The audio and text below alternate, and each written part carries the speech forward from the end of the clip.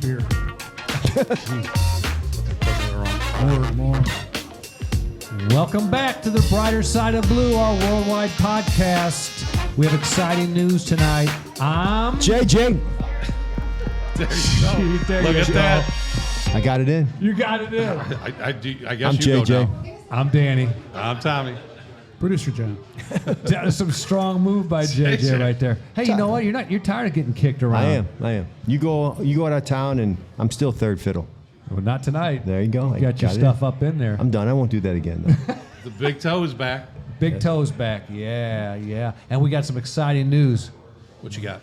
Video Jack informed me that the brightersideofblue.com webpage is up and running. Yeah.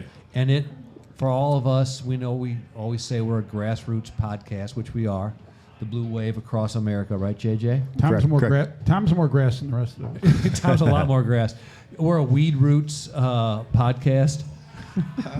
Yeah. But anyway, on our webpage, there's going to be an opportunity to go to the QR code on our Venmo. And, hey, you know what? Support the show. Keep us going. Keep the blue wave going. Give what you can to still keep your lights on at the house. We got a new table. We just keep wanting. We want to do more. Yeah, we want to do more. Bring more content on the webpage, and then again, it's just starting. We got it out there. We're gonna have pictures. We encourage you guys to send in pictures. You know, I know we got a lot of policemen and police families that listen to us. Any things that we can put up. Somewhere you can go browse. You know, different pictures rather than put them all over. Facebook. Yep, And we're gonna then have a roll call. Roll call sponsorship for Yep, just so small. You hit that Venmo, you're going to be on the roll call. Danny of, gonna kill police. that Venmo. I'm I'm gonna it. kill that Venmo. I'm liking Grassroots. it. Hey, brother Jack needs to get paid. He doesn't He play. wants insurance, and he's talking about insurance and shit. He's got a 401k. He's interested in. He's eyeballing. Bullshit. It ain't happening. But Jack. we're gonna have a story vault on there where we're gonna clip a lot of our old short stories, and we're gonna put them under the story vault. Rather than listen to the whole story, and then we'll be putting them out on YouTube. But they'll be in our vault first. Encourage you guys to go to the webpage. Producer John, you look like you were over there. Had something to say. Well, I'd like to thank the Cap for the new table. I was God. just People going to have say done something. notice. Yep. It's a beautiful new table. We're gonna put decals on it and stuff coming up. Yeah, we're gonna have some sponsorship stuff right there. And, Yeah. we got some room. JJ's not up in my grill. Tommy's not up in my grill. Yeah, I'm over here by producer John now. I'm kind of liking this. Yeah, it's Had a good. little argument before the show started. Why can't we just all move over one? Hey, that's not something we There's talk a about camera. on air. Talk about There's- cameras, JJ. All right. Never mind. Seriously, no. You weren't here for that Jack has a conversation. plan. No, I just rolled in. Yes, you did. Rolled in hot. Just like you did last week. He had a rough show last week, Danny.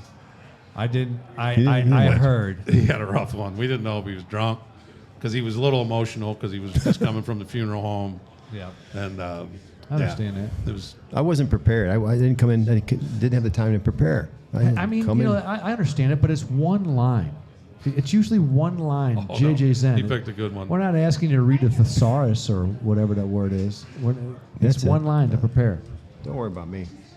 How about that? Look at that. What do you got on there, JJ? I got a new Yeah, look at this. quarter zip. It's a baseball shirt, right? You ever see these A quarter sip. quarter zip, short sleeve? It's for those that aren't coming down yet. It can get pretty cold here. Well, so Can't get pretty cold down here. they only made one. It was a They one. only made one, and it's gonna be. I get royalties on it. Anybody wants it, just let me know. So you're up against producer John's line. So we got a little internal. No, we got a but- little internal competition. Well, no, I'm not going to compete with John. Those socks are uncompetable. I'm out of stock, so it's a good time for you to catch up. No, we don't know. I got to find out how much these cost, and I don't know how. And Dolly, who works for Creative Design, her son owns the company. I don't know how, what she's going to do. They're going to want these. These Oh look yeah, good. those are So- hot. Those are bad. those are Hey, nice. thanks for sharing. I mean, But yeah, you let us. Thanks for I'll letting us take know you were orders. getting Thanks one. for We can taking take about orders. one too. Those that come down can place orders before they come down, and I'll have them Okay. show up And you know where they can get a hold of you, or on the website. on the website. And you know what else is on that website? TheBrighterSideOfBlue.com. TheBrighterSideOfBlue.com. If you go on there and you have something you want to add, just a comment, a Zen, a comment about complaint. the Zen, A a complaint. complaint, is you just click on. There's a microphone at the bottom, and Professor Rick did this for us. And he put a little microphone down there, and you can just hit the microphone and then say what you want. It records and sends it right and then to it us. sends it right to Jack. And then Jack will give it to the appropriate Yeah, you can person. bust balls on it. You can do Yeah, whatever you you can- want. Now, is Huggy fired, or is he going to be part of the website? Or not? Huggy's going to take care of the website. Okay. As far as that's who's So he didn't get fired. that's who's the People input. asking me. People He's the asking me. input guy. He's trying to get fired. So whatever we want to get in there, He's not we got to that give it to lucky. Huggy first. Yeah, exactly. He's like the gatekeeper of the Yeah, website. exactly. It's good to be back. How was your vacation, dude? Well, I mean, it's no secret I'm a mountain man. Jeremiah Johnson standing. That's what it is. We have Brokeback Mountain. Oh, see, here we go. Oh, Here we go. Hell no. No, went to Yellowstone in the Grand Tetons and hiked over 35 miles in the mountains. Saw grizzly bears, black bears, and elk and bison. Had to skin a grizzly bear. I'm guessing one thing. You did not plan this at all. I'm No, sorry. that's why we went through REI because I can't Oh, I plan. thought Denise was the brains behind this whole No, trip. REI is the brains behind it. Well, we threw up a picture here. Danny and Denise, and where are you right there, Danny? Oh, that's the summit of Avalanche Mountain. We're at 10,600 feet. Took us 6 hours to get up there and about 2 hours to get down. My knees were barking and my body was barking, but yeah, we were way up there. The wind right there is about on and off about 70 mile an hour gusts, and that's me, conquering a mountain. Well, Denise looks good. Now, what kind of wildlife are you encountering there? Well, we actually saw almost all that they have: a white-tailed hare, Whitetail there. a white Were you scared? white-footed hare. Okay. Yeah, bison, elk, bears, wolves, saw 'em, coyotes, I tell you what, black bears, grizzlies. that is a cool picture. I'd have that blown up. Yeah, it was pretty Put cool. on canvas. I'd have Steve paint that. Yeah, that's true.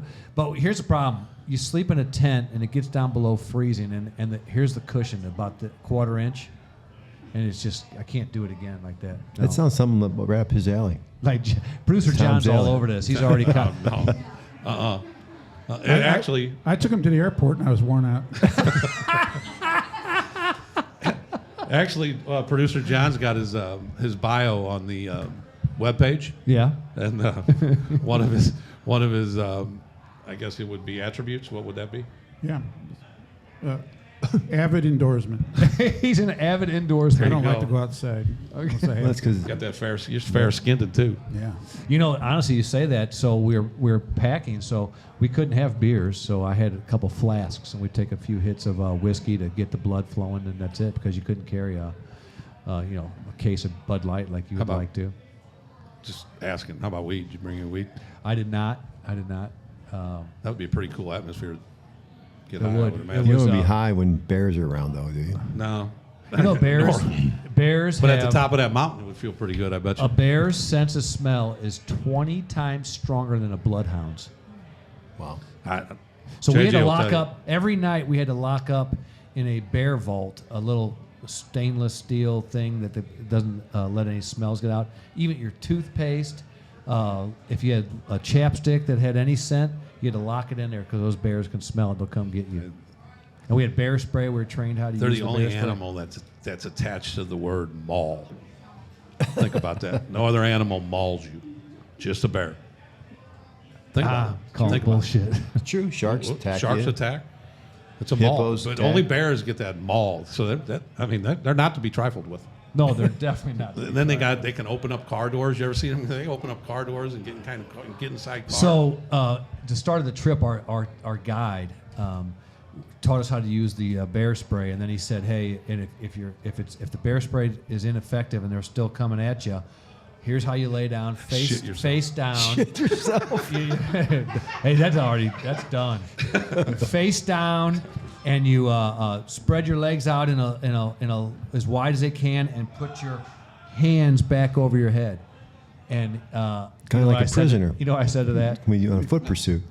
Just eat me. It's already passed. who comes up with that? Like, who did that? And it Who worked? tested it? Yeah, who worked? Who's doing all that? Well, this is what I did, and the grizzlies ran away. And that's a grizzly. And a black bear, you're just supposed to lay dead.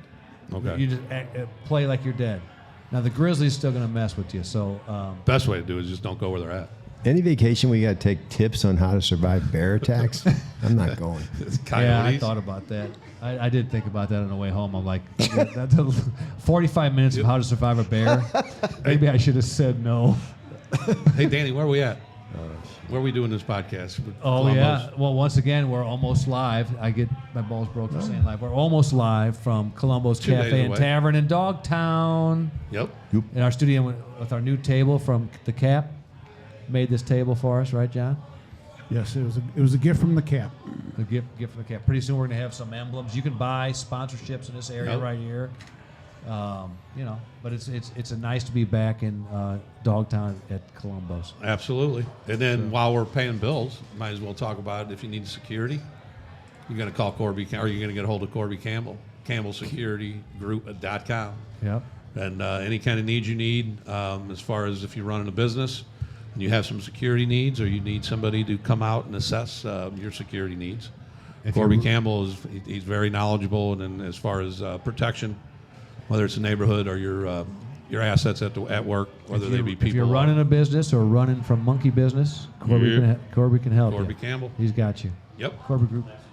CampbellGroup.com. Yeah, CampbellSecurityGroup.com. Got you. Yep, got you. And then while I'm rolling, I got to give you the YSL update. It's not going to take that long because the trial's been on complete indefinite hold until they decide whether the judge is thrown off the case or not. However, if you remember a couple episodes ago, I told you about how Woody fired his attorney after the plea in the fifth. So Woody fired her. Well, she decides that she's going to start a live stream, and guess who her first guest is? Woody. They've just made a complete mockery of the entire justice system, as we've said 100 times. Just think of the attorneys and the policemen that we know, or there's no attorney that would do this. I mean, they're just, and they just get fired, and then they just start a live stream, and then they're getting right back into it. Unbelievable. And that's on delay indefinitely until they figure out what they're going to do with this crooked judge. I wouldn't call him crooked, he's just He's an Uncle incompetent. Phil looking, Okay. and he's the lead judge. So here's another the little side note is that the judge deciding whether he should recuse himself or to declare a mistrial is a judge within his district, and he's the senior judge. He's like whatever they call that. He's Mac the main Daddy, guy, the Mac Daddy judge. Yeah. So Uncle Phil's the Mac Daddy, and the gal that's ruling against him. That's scary. And they both donated to each other's campaigns. Oh. And they're ruling on whether they should recuse each other. It's quite entertaining. I think the judge. I think the judge should quit and run for mayor of Chicago. Can't do no worse than one. No, but the mayor. I really respect this mayor. I think his name is Brandon Johnson, producer John. Here we Yes. go. How much you respect him? Let us hear. No, it. I do respect him. I mean, he had his feet held to the water about the 4th of July weekend. There was 120 shootings, 20 homicides, and You can't. His feet to the fire. His but feet you to the can't water. say. But you can't say the word fire in Chicago because you'll get shot. Well, you said feet to it's the feet water. to the fire. I said feet to the water. Yes. I didn't catch it, but now I'm laughing. I think I got a Rocky Mountain tick. Something could be going on with me right now. Seriously. This could be bad. If it's hot water, it'd suck. Mayor Brandon Johnson. Is that really his Feet name? to the fire at a What is press conference. 120 people shot, 19 killed over the 4th of July weekend. And you know why, JJ? There's violence. No. Richard Nixon. He blamed Richard Nixon. He blamed Tricky Tricky Dick. Dick Nixon. He blamed in live, serious as a heart attack, said, this goes back to Richard Nixon. Dude, the guy's rolling around in his grave with the skeletons of Watergate. Now he's going to get. Now he's fucking- gotta own- Now he's got inner city violence. No, but I think it's poor legit. bastard. I think it's something we need to look into what Tricky Dick was up to. He might be up to something. That caused 120 shootings in freaking Chicago. Hey, we weren't much Well, better here, but well, exactly. Richard Nixon, I guess he was responsible for what went on downtown. Had to be. I don't know. It was Harry Truman in St. Louis. It was crazy. Truman. All right. JJ, you were part of that, weren't you? I was. How was it down there? Was it fun? No, it wasn't fun at all. It was probably the longest weekend of my 30 years on the police department. Did you get frustrated? why? Oh, frustrating. Tell us why. Did you honk? Well, actually, it Honk started. anybody? It didn't matter. It was just total chaos. And I know that they've addressed it. If you're in St. Louis and watch the news, you've seen it. But last year it actually started on the 4th of July, where these kids, juveniles, came down to the heart of downtown, Keener Plaza. It's a nice little park. They came down and they had a fireworks war last year on the 4th. And it was crazy, and it went till 3, 4 in the morning. It was just out of control then, but it wasn't as nearly as bad as this year. It was like last year on steroids. It was crazy. And they were shooting them at innocent people this year, right? Well, they're mostly themselves, but then they would fan out and shoot at cars that go by just for fun. But they have these fireworks. I wish I had one to show you, but it was about 4 foot high. It's got a bazooka. It's about 3 or 4 inches in circular. It's got a stake that you're supposed to stick them in the ground, and it shoots a nice firework up in here. They're using them as shoulder holsters or shoulder weapons, and they're shooting them, and they're like skidding across the concrete. What could they're go like, wrong? Well, they blew up, and anytime we would go in, we have to go in and grab. Fireworks are illegal in St. Louis, so we'd go in and we'd grab any kid. I mean, it's pretty easy when you have a backpack and there's fireworks sticking out of the back of them. So that's a clue. So we'd go and grab them, and when we'd grab them and take their fireworks, they'd get so mad because really they thought. I don't know why I'm going down this path. You started, but they actually were mad at us because they thought that the fireworks war is okay. They like, it's just a fireworks war. I go, you're creating chaos in the city of St. Louis. This is not Downtown good. St. Louis. Downtown, it was unreal. And so we'd go grab them and we'd take their fireworks and they'd be mad. And we tried to call their parents or someone to come get them. While we were waiting, people would shoot fireworks at us.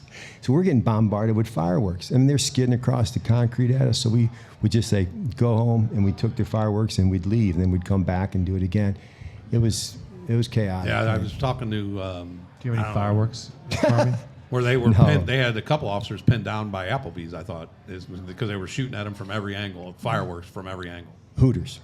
What, Hooters? Okay. Get down there. Yeah, it was right in the heart. Unbelievable. It was unreal. I mean, Unbelievable. And then we ended up getting smarter. It was bad on the 4th. It was bad. And then it was just insane. So then the next night they came back, but it was not as bad, but pretty bad. It was. They would go up in the top of rooftops of garages and shoot down. You have some video of it, don't you? Can't we share some I don't of know your if you video? do or not. Do you have video of it? Yeah, we can add some video right here. Oh my God! Oh my God! Why the fuck? Oh shit! Oh shit! Oh my God! What the fuck? What the fuck? What the fuck is going on? Fuck! Ah! Shit! Oh shit! They own it. What the fuck? It's a whole war going on. Fuck it. I'm outside with it. This is live from 8 Minutes channel. He let that shit off. He let that shit off. Holy shit.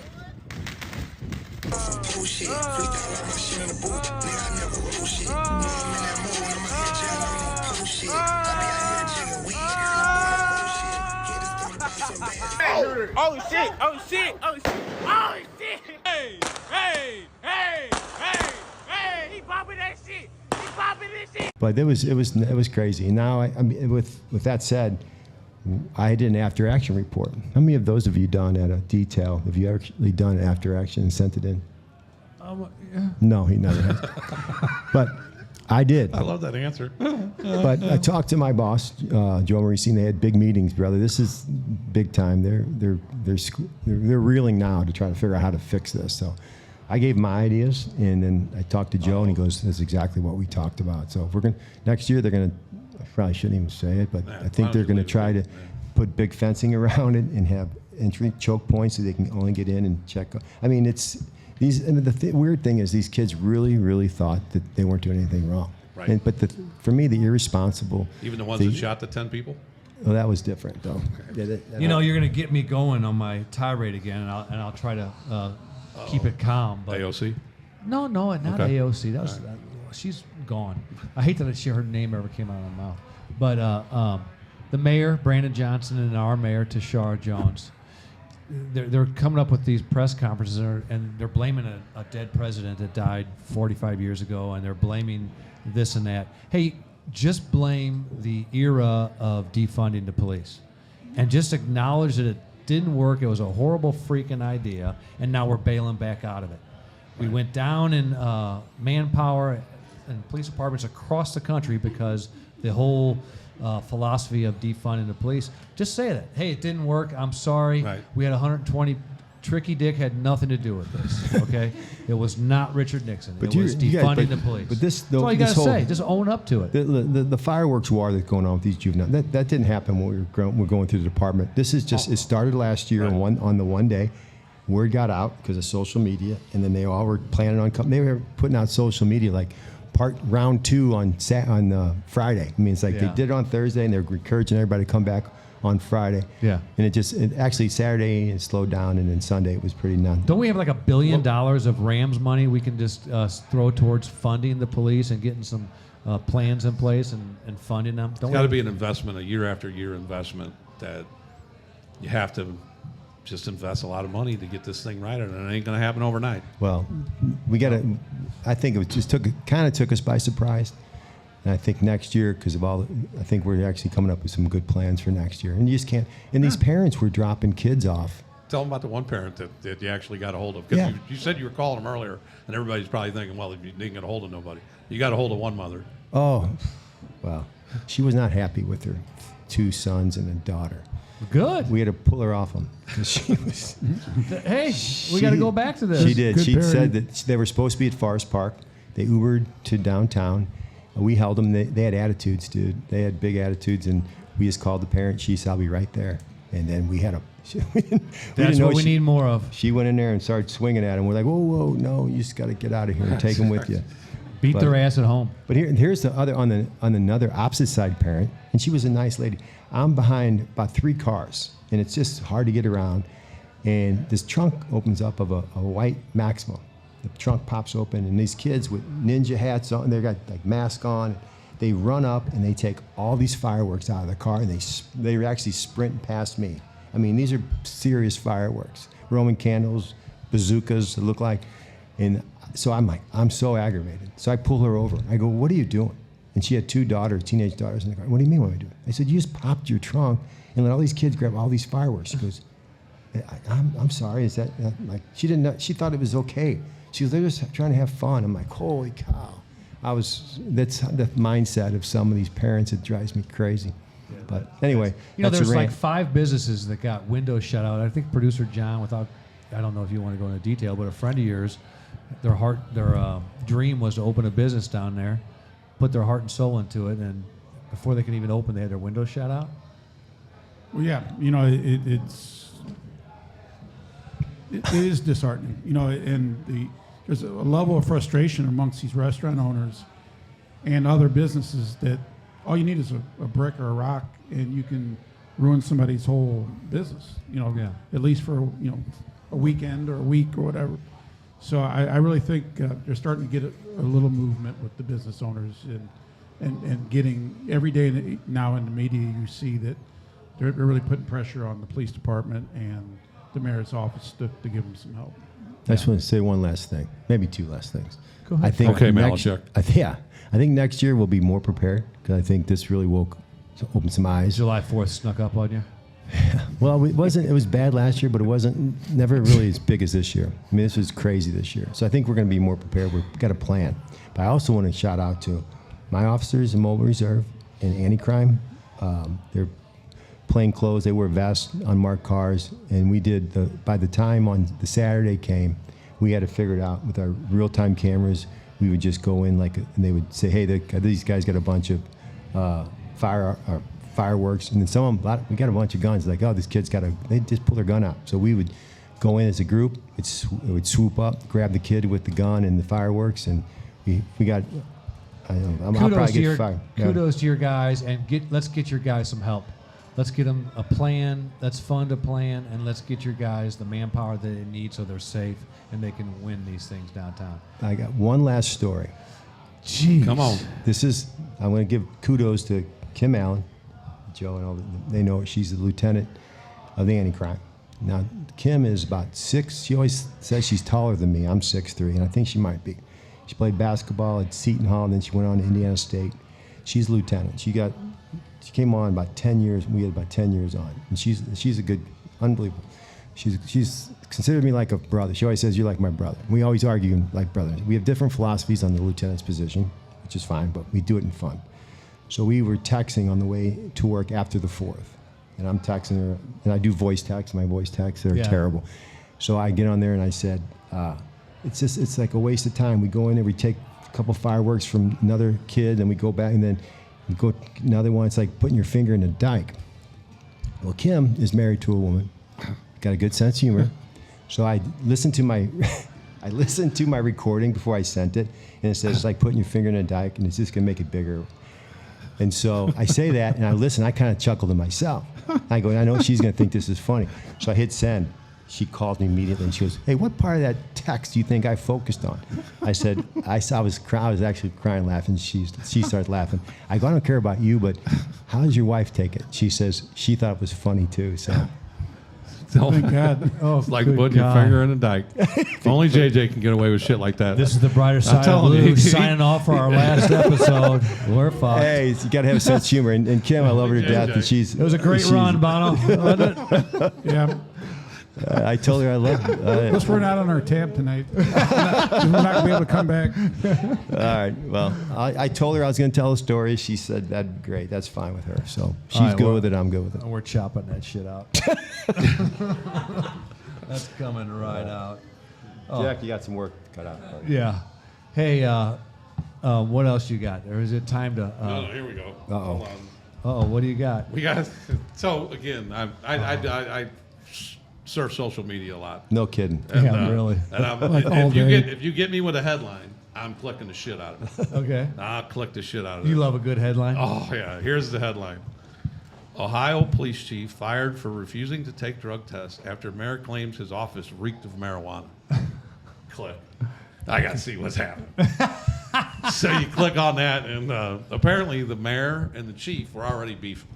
They got a serious beef going on. So they're, anytime you're the police chief and you're beefing with the mayor, you kind of keep it clean, right? Yeah. Well, she goes into his office and said that she just smelt all this, so she sends him for a drug test. So he goes to he agrees to go take the drug test, but when he gets to the drug test, the nurses are going to watch him. Like a lot of the drug tests, you just go in and, and I guess the chief thought he was going to use the old Whizzinator.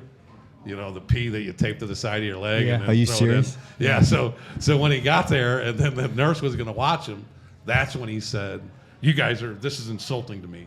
So he went out in a rage of. Now he's they're looking for a insulting job. him. So he's looking for a job now. Oh yeah.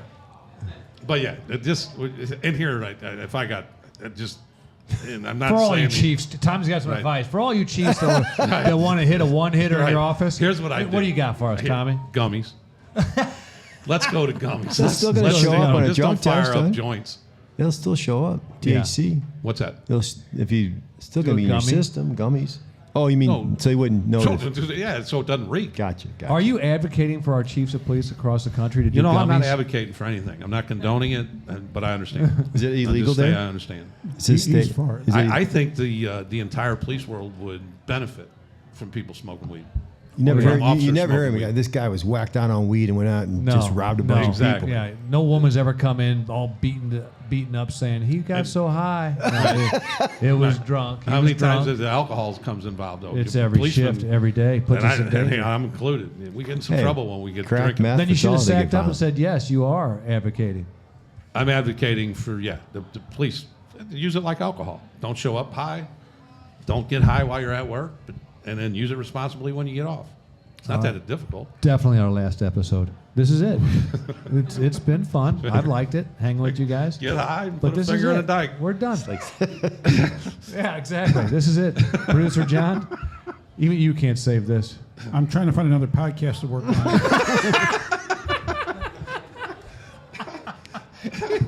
There's no opening. There's no Currently no openings. there's no openings. All right, let's bring it down a notch.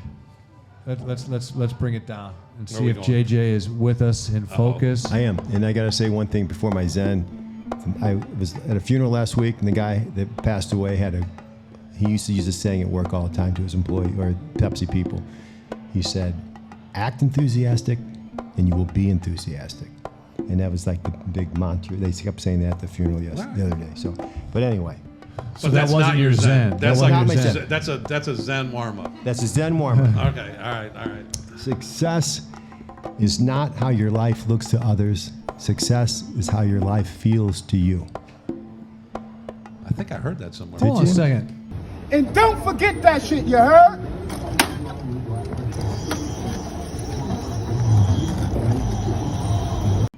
You can't do that. What? What are you talking about? I think we heard that. Producer John. One more time.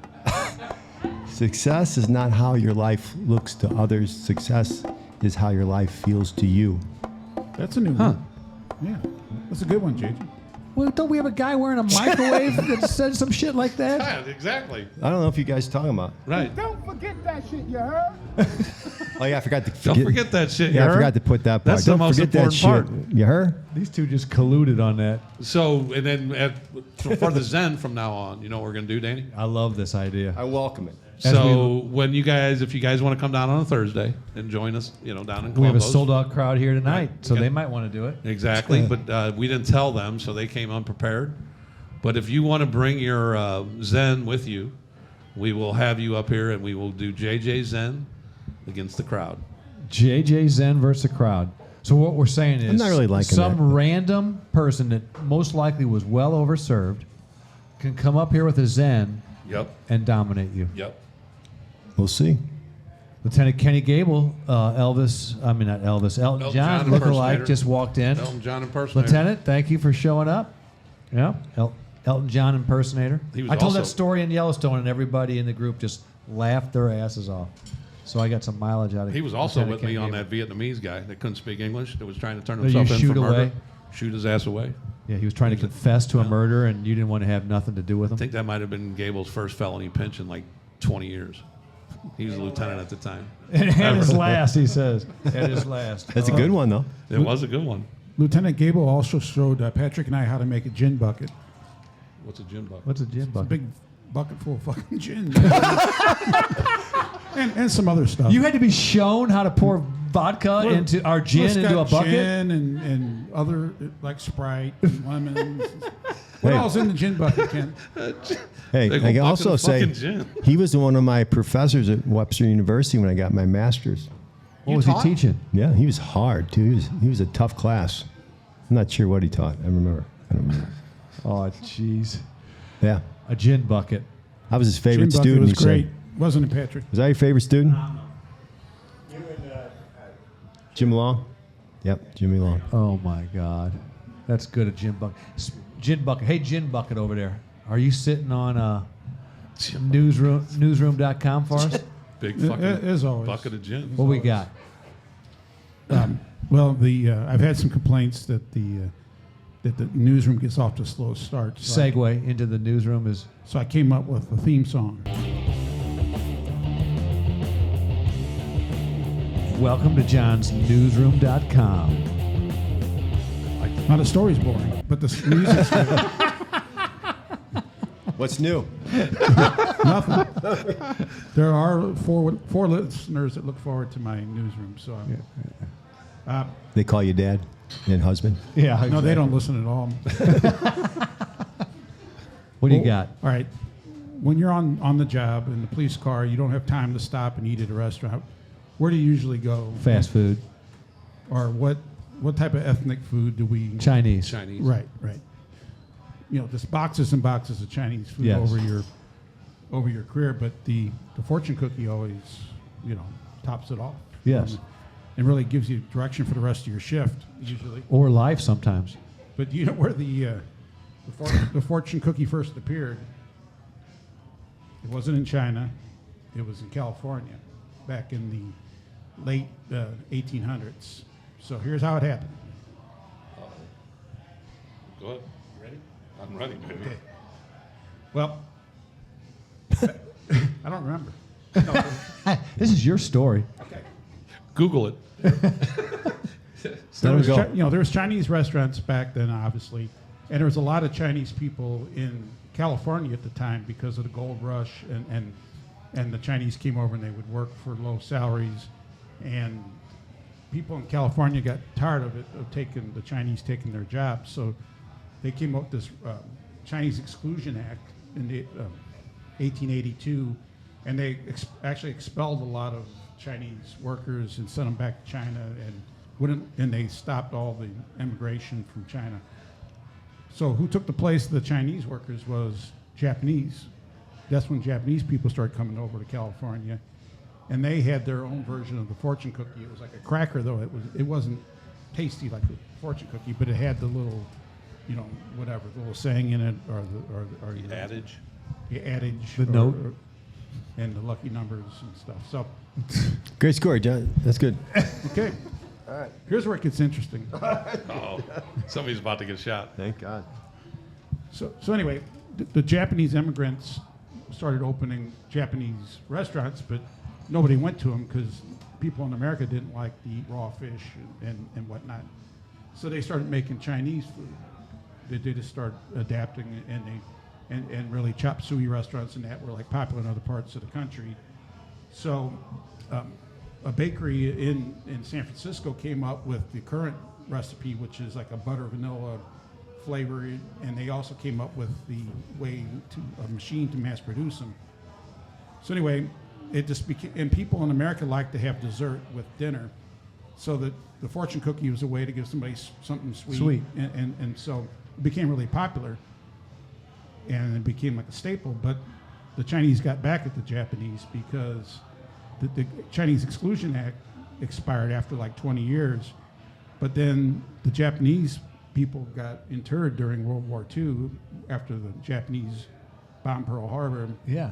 And then these Chinese entrepreneurs, Chinese American entrepreneurs, took over the fortune cookie.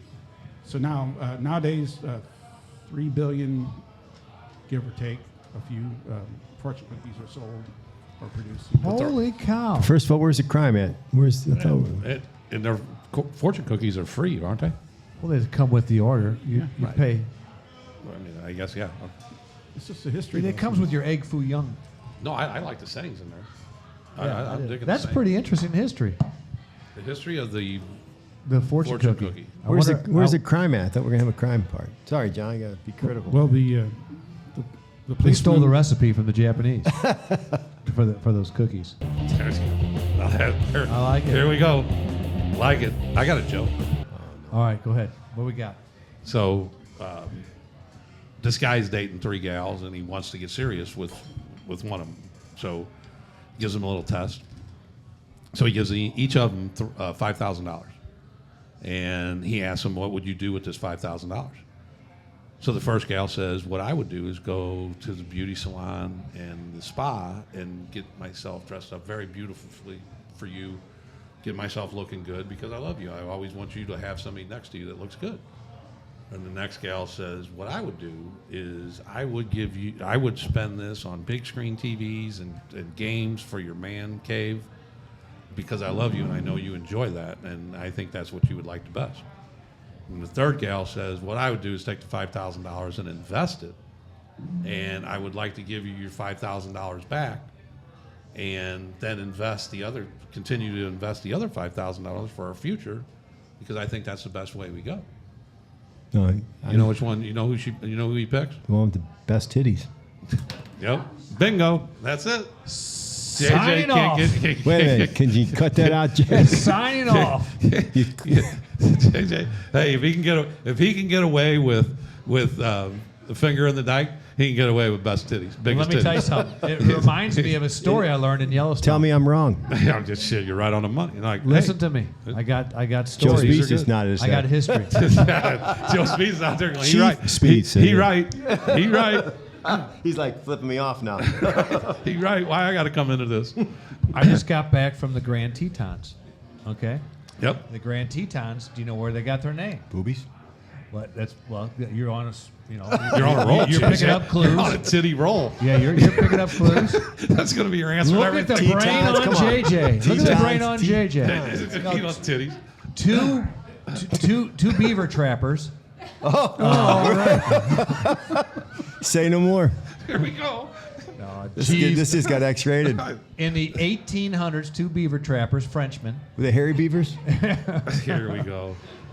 were 3 years in the mountains, coming across a prairie, This ain't right, trapping though. beavers. Set me up. And they come upon the big mountain range, and it's the Grand Tetons, and two of the points on the mountain range may or may not look like to a Frenchman that hasn't seen a woman in 3 years, like breasts. So he's looking at it. And so he called. They named it the Grand Tetons, and that's how the name So came. he's looking at it, he's seeing beavers and he's seeing Grand Tetons. And he's. I just don't know what to say. JJ is on a roll. JJ is rolling right now. So do you have to put your papers in tomorrow, or when does Hey, this? man, Hey, probably. Video Jack. When does this air? Because that's JJ's last day on the job. Hey, fuck your plan for 4th of July that sneaks up on you Hey, it next was a year. great- I got a 'Cause good you're plan for done. next You're year. toast. Oh man, I am Don't in worry trouble. about it. That's So good. Tetons is In French, it means breasts. Breasts. I'm not. You're not going to get me to say that. That's It's his- breasts. Let's say no, titties. what's beavers stand for? No, it's an animal that they use for the Oh, pelts. okay. And they hunt them. Okay. Jeez, you're not getting me. see. No, I'm not. I'm just curious. All So right. JJ. What do we have for next week? To move on. I don't know what we got next week. We still ain't finished this week, but next week we got Steve Dodge is coming in. We're going to talk about the And Brian riots. Howard. And your son Brian Howard. So we're going to have 2 interviews, and we're coming up. We're going to do things a little differently. We're not going to announce that yet, and we're going to give you Sounds guys like you're more. announcing it right now. Well, we're going to give more content on different days, and we're going to not come out with hour-and-a-half shows, but they'll be more segmented and divided, and you can really listen to what you want. But Aren't you gonna we got to tell- run that through Jack first, and Jack's going to decide. You know, Jack's. We keep Jack busy. Yeah, he hates What do you us. got? Can I show my home movie? Yeah, but before you do that, I know that you drove a Schicker automobile over there to the Klier household to interview them. I did, and I actually got it serviced while I was inside. Inside Klier's house, because you called their mobile service center. And whether you have a Ford or whatever kind of car you have, just like when you go to Jiffy Lube, you can call the Schicker mobile service van. It'll come to you, change your oil. If you have a, what do you call those, a recall or anything like that Yep. that needs to be done, they'll do it wherever you are. Kind of like that windshield guy that changes your windshield. Yeah. And so how does it work Download for you stuff. at the Klier Yeah, house? and if you need a software upgrade or whatever, they can do that while you're sitting inside making gin buckets. But then if you also need a car, you can go down there and get a car. And you can get it at a discount by mentioning the brighter side of blue. And if you're law enforcement, you get a double discount. And that has been verified. Really? I don't believe that. You were gone in the Tetons. Yeah, yeah. You can reach them at 314-664-4100, Schicker Automotive Group. Call the mobile service center. Get John, your before you start, get your though, oil changed. after this, You John, need your oil sorry. changed. I do need it. Tom, you're going to tell a story, though, a good police story that you were talking about. Yeah. It's an interesting story. We're So that's coming after up. Yeah, this. and then we got a couple things coming up after this. But what this is this is producer John on the street. We've talked about this, and this is his interview. And John, you explain what it is. I've always heard about Ron Klier, who was, he was a guest earlier. You got everybody in the room knows him. He's always talked about this collection of police memorabilia that he has. And I asked him about it. He says, well, come over and film it. So my friend Postal Dave and I went over there one afternoon. We went over there one time, and I forgot to plug in the microphone into the camera. But we got some good still pictures out of that one. But then we went back a couple weeks later and actually got an interview. Actually with plugged him. in the mic. Yeah, producer Jack didn't tell me anything about that. So He just sold you the camera. the camera didn't say you have to plug the mic in. So, His fault. So anyway, it turned out good, and Nixon. he's got it. And this is his house. This is like his living room and his den. It's not in the basement or on some, outbuilding. This is. His poor wife has to look at this every day. Every all day. Very understanding All right. wife. for sure. Producer John hits the streets with Ron Klier at the Klier crib with the Schicker mobile van outside.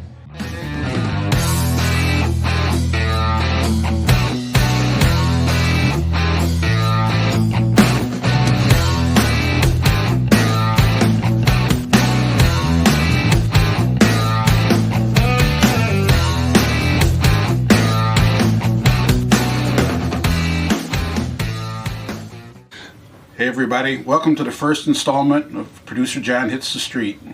We've been invited into the home of Ron Klier, who's been a previous guest on The Brighter Side, and he's going to show off his collection of police memorabilia he's put together over the years. Thank you, Ron. Hey, my pleasure. You love it? I love it, my wife hates it. It's like all collections, mostly when men collect guns or trophies or deer heads, and the guys like them, women hate them. It's just part of life, man. So it is, pal. All right. Okay, when I became a policeman in 1969, I started going out with my future wife, and I married her 2 years later, merrily. And for my first birthday that she was aware of, she bought me this pig that was dressed in a police uniform. It's actually on the top shelf up there. And so I started collecting pigs, you know, just because I worked at the Holiday Inn Westport, and they had pigs in the gift shop, but not police pigs, but just pigs. And then I started thinking about, you know, maybe I should collect police. And then my wife buys me a police statue, an actual policeman, and that started it. So then every time we went anywhere and I saw one, I'd buy it. And obviously the thing got out of control. You can see here, it totally engulfed me. And now we've been married 53 years, and she looks at all this stuff and goes, God, are we ever going to get rid of it? I said, yeah, when I'm dead, you can have the biggest yard sale in the world. I've got roughly 250 police statues, and I mean, nights, day, I mean, police cars, anything I see with police on it, I don't do it anymore. I'm done. So don't anybody call me and say, hey, I got something you can sell me, because it'll push my wife right over the edge. I mean, she's at the edge right now, actually. But if you go to my lake place, it's all fishing stuff. I got 200 or 300 fishing rods, maybe 50 tackle boxes with tackle that has never been in the water. Okay, and all kinds of fish items on the walls. It's just like this, only it's all fishing stuff. You can imagine the nightmare that would be. And, the only way she can escape it is if she smothers me and then just starts selling stuff. Do you still collect tools? Oh yeah. Now this really pushed her over the edge. We would go out, and I would buy. I'd say, I don't want to go shopping. She said, I'll tell you what, you can buy a tool. So I didn't have any tools when we first got married, nothing. So I bought this little Craftsman toolbox, and I'd buy one tool. Well, then it got carried away, and next thing you know, I got a 3-tier Craftsman toolbox that's got ball-bearing drawers, and it's like 7 feet tall. And I've got every channel lock pliers they ever made, from the tiniest one to the biggest one.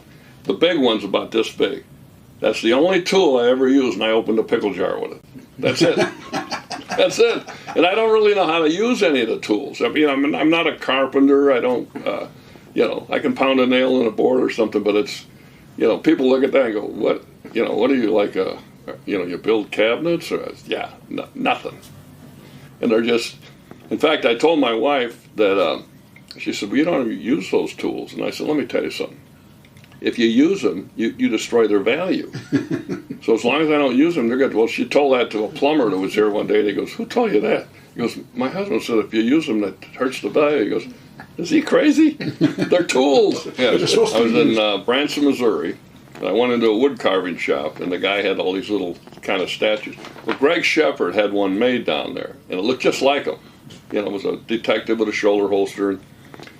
So I danced into his shop, and this guy said, yeah, I can. I show him a picture that I wanted done.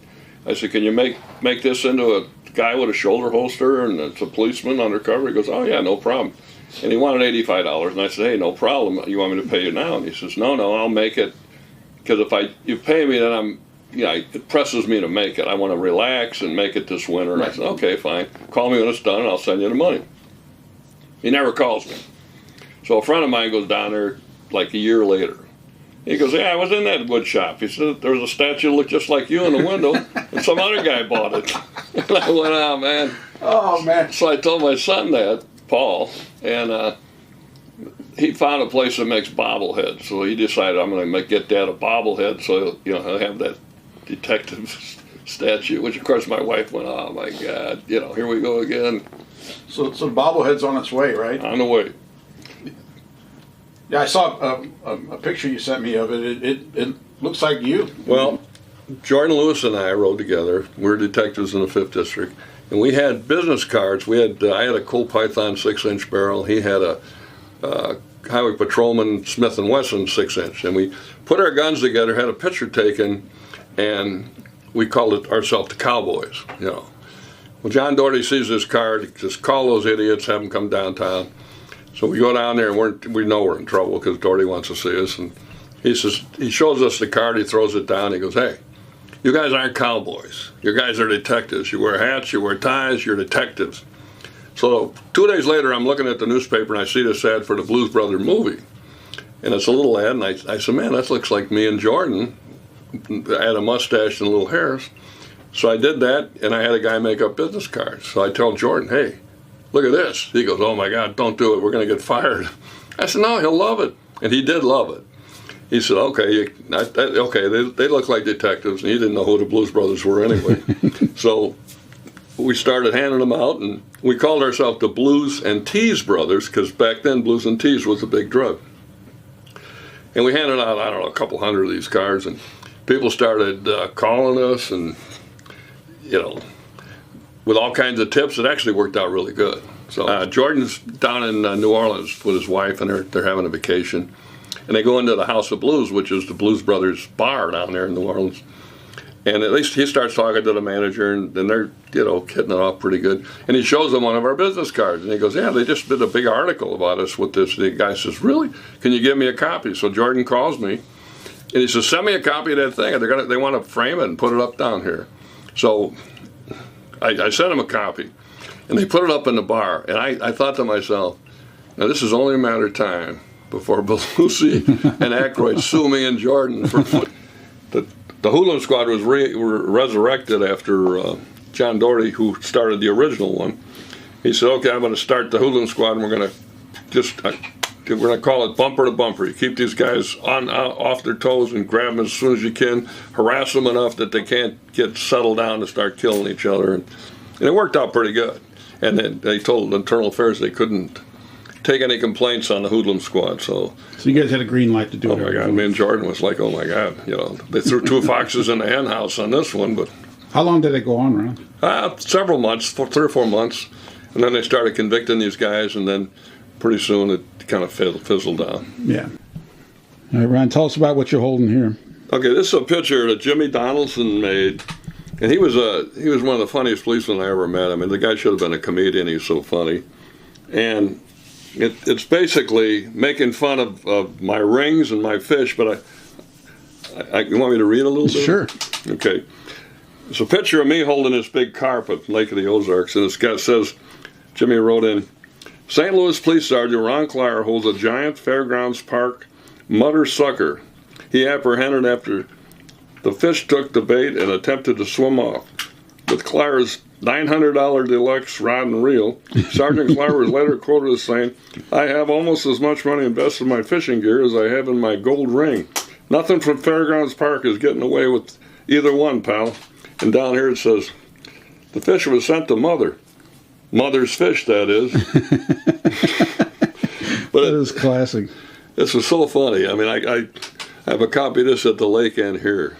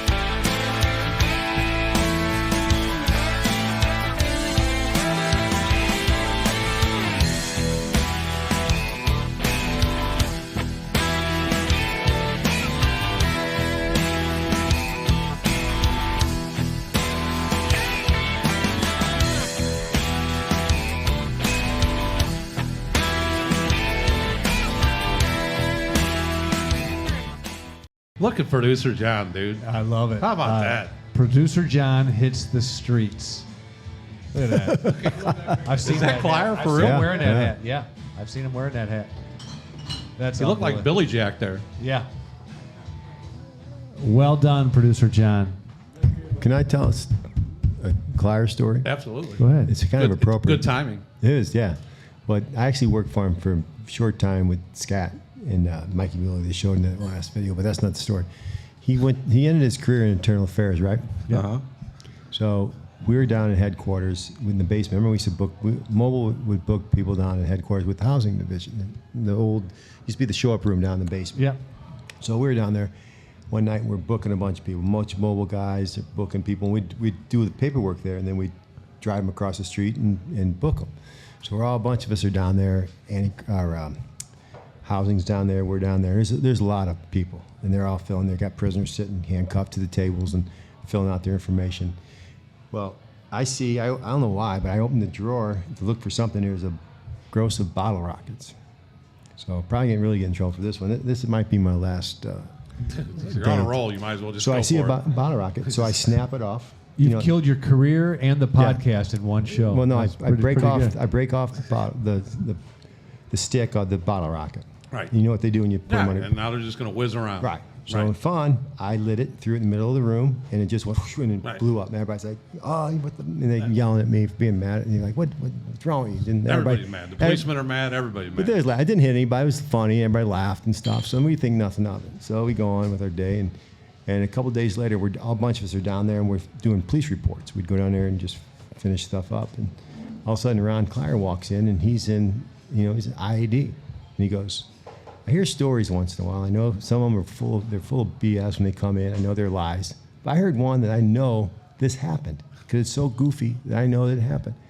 We're like, "What are you talking about?" And he says, "Someone claimed that he got shot. A bottle rocket was shot at him." I go, "Nah, that's crazy. We didn't shoot him. We really didn't. We didn't shoot anybody. We didn't. Nobody shot any bottle rockets at anybody." So he's walking around. He opened the first drawer he opens. He pulls it out, and there's a gross of bottle rockets in there. So he grabs them, throws them in the middle of the floor, and he says, "I suggest you get rid of those." Didn't say another word. Walked right out. How many bottle rockets do it gross? 144. Nice. Yeah, I had that Brain one, on too. Jay. I just He came worked a up bunch on- of- he came in saw- on fire tonight. He did. That's He a good did. story. I think Ron's gone in IED, so ain't no big deal. But is. the statute of limitations is over for me shooting and He's a breaking off a character. bottle rocket. John, I Total- love that. total I character. That love was that great, John. episode. That was really good. Yeah. Throw up the picture. And So we do the- our sheriff. Is Jack going to Oh, do yeah. the right hold one on. this time? Yeah, exactly. Let's do the sheriff first, and we'll end with my story. Yeah, because So this is We kinda caught Jack Yeah, with- Jack. As we know, we throw these videos in, and it's not that easy. It's not that easy, and Jack played the same Grady Judd 2 weeks in a row. So hopefully he Damn plays it, the right Jack. one this time. kind of makes Jack a We got to dick. drill it in. That was a good one. What's that? We had to reinforce the first one. Right. To just understand how good this Grady Judd is, but he's really good right here. And Jack knows And what. this is our fine. boy right here. We're Come on. finding Jack. Go, Grady. And all of those people were in that. Any gunfire transpired between after he put his hands up? No, absolutely not. He came out with his hands up, and that's why there was no further gunfire. It would have been nice if he'd have come out with a gun, and then we'd have been able to read a newspaper through him, and we'd have had a different conversation here this morning. But when someone chooses to give up, we take them into custody peacefully. If he'd given us the opportunity, we'd have shot him up a lot. But he didn't, because he was a coward. You see, it's easy to shoot innocent children and babies and people in the middle of the night when you got the gun and they don't. But he was not much of a man. And all of those people. You hear that shit? You Dude, understand? He should be the mayor of Chicago. He wouldn't blame it on Richard Nixon No. or Harry S. Truman, producer John. He ain't throwing no faults around. Yeah.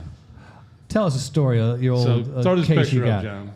And then this is a good story because it involves so many. I mean, just the communication and the cooperation between several units. And this is my son Jack, and he's sitting on $1.8 million that we had seized in the 2.5 days previous to that. You should be a sponsor of the Brighter Side of Blue. You're sitting on it.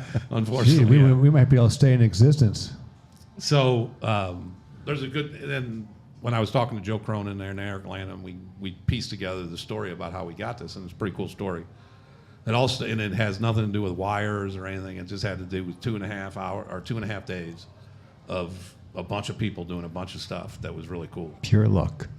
And you have luck in those things too, right? Yeah, I'm joking, And good I'm joking. informants. That's Create your narcotics own, is all you create about. your own luck, though. Well, you do, but when you really want to get down to it, good informants and timing are everything in a narcotic game. So anyway, we start out with buying an ounce of crack from a guy.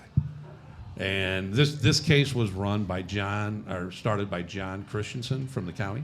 He was a task force agent at the time, and Lonnie Parrish, who was a DEA agent. And started out with we purchased an ounce of crack from the Riverview Circle around there, and the guy never called us back. And so myself and Eric Lanham were riding together on a particular day, and we just asked John and Lonnie, what are we going to do with this? And like, the guy won't call back to make another buy, because in a federal drug case, you want to get high amounts of dope. 1 ounce, take it state. So this guy was blowing us off, so me and Eric suggested, let's just grab the guy. What can happen? Let him go if nothing else. So we grabbed the guy one day, and he then talked, Lonnie and John talked to him, and he turns us on to you remember the story I told about we were trying to do the fake accident? Oh, yeah. He buys from that guy, this guy that we grab sets up a deal to buy an ounce or a couple ounces from this guy at that house. So we buy those couple ounces, and this guy that was living in the house we did the fake accident at, 3 strikes was, he had 3 strikes years ago. He's got strikes galore. So in those situations, those are the kind of guys that you're thinking, okay, this guy could be a good informant because they have reason to be. So we buy we buy 2 ounces from Tracy. We type up his house. Then he obviously didn't fall for the fake. Draw up a search warrant for his house. That's a type up. So. We have people in Uruguay that don't understand that. Just help me out. Saying there. Hey, if I go awry, just pull me back. I got you. I prepared before this, Okay, got you. But anyway, so when the fake accident doesn't work, we sit up on it the next day, and we're going to wait for him to leave and have Mobile pull him over. I don't know which car at Mobile we had that day. JJ will say it was him. It was me. I'm sure it was. It's always JJ. So the guy pulls away after several hours, and have Mobile pull him over. We grab him, go back, do a search warrant, get a bunch of more crack and money. But then we pull him in, and he right away I get it from absolutely. I get it from this guy. I get it from this guy. Well, he identifies this guy, and we make a ruse because he owes this guy money, but we're not going to give him his money to give to this guy. So he's like, hey, can I just meet you at the gas station? I forget what we were telling him we're meeting him at the gas station for. Well, the other guy shows up, and we just throw a bumper beeper, a monitor on his car, and you could do that at the time. So don't freak out, all you lawyers out there. Don't freak out. We're going back to 2008 when we could do that. You can't do it now? I think you need a warrant, don't you, Joe? Yes, court order. Yeah, you need a court order. Oh, right. But back in the day, we did those, but anyway, I can remember when we did it. Good thing you're not still on. No, I job. You're only a I lieutenant. assumed he was. I assumed he had a search warrant. Oh, I thought. okay. I thought he did it the correct way and got a search warrant. But Okay, Go on. hang I'm in sorry, there, Tom, Tiger. Go on. But anyway, I can remember we put it on at a gas station real quick, and he had an SUV, and we put it right under the gas tank. And as he pulled off, you just saw this big old fat thing magneted on. We're like, hey. So we had to follow him around the rest of the night just to get that thing moved. So we're working that night, and so the guy that started this deal, and his name was Tracy. We'll just, so I don't have to say that guy. Yeah. So Tracy, he's going to be an informant now. He sets this other guy up that is bigger than him. We bumper beep that guy, and then we bring him back into the office, and Lonnie and John work out that this guy's going to get 10 kilos fronted to him at his mom's house in U City and delivered from the guy we just bumper beeped. Got right? you. So, I'm sorry, he's going to get 5 kilos from him. And how that came about is we let that guy go that night because he was cooperating.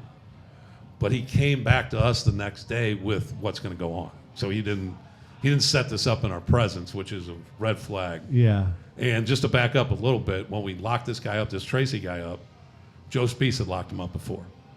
So I called Joe and I go, what's this guy about? He goes, oh, watch out. He goes, he's a lion, snake.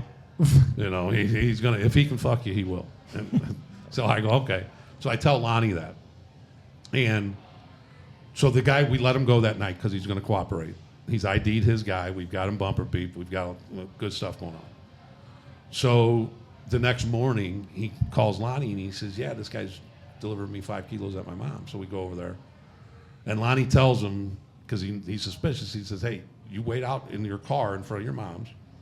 And then when you get the bag, just wait for him to leave and get in the car.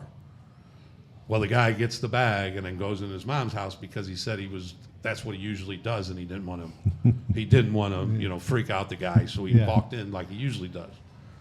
And Lonnie was inkling, or he kind of believed him because he was, they're serious, when they try to lie to you, they're pretty convincing. So Lonnie let it go, and they go, and Lonnie kind of gives him a hard time while he's debriefing him before he lets him go again. So they let him go that night, and then that guy calls Lonnie at 3 a.m. and says, you're right. He goes, and I don't feel like I know you guys are going to figure it out. And Lonnie, credit to him and John, is that they knew that might be the case, and we had a car sitting on that house overnight. So in case somebody went over there to get that dope. So when they come back, or when he calls Lonnie at 3 a.m. and says, yeah, I hid 5 kilos up in my mom's ceiling up there. So now we got to go. We drive him over. Lonnie calling everybody at 3 a.m. Everybody's coming in. We're doing all this stuff. And they go get the dope. And now we know with this clown that whatever information that we've obtained, we got to act on it now. Because if he's lying about the 5 kilos, God only knows who he's called since he's left. So the next morning we get search warrant for the house that the guy went and got the dope from, the 10 kilos. So we had him bumper beeped and we followed him, so we knew that house. So we typed that house up.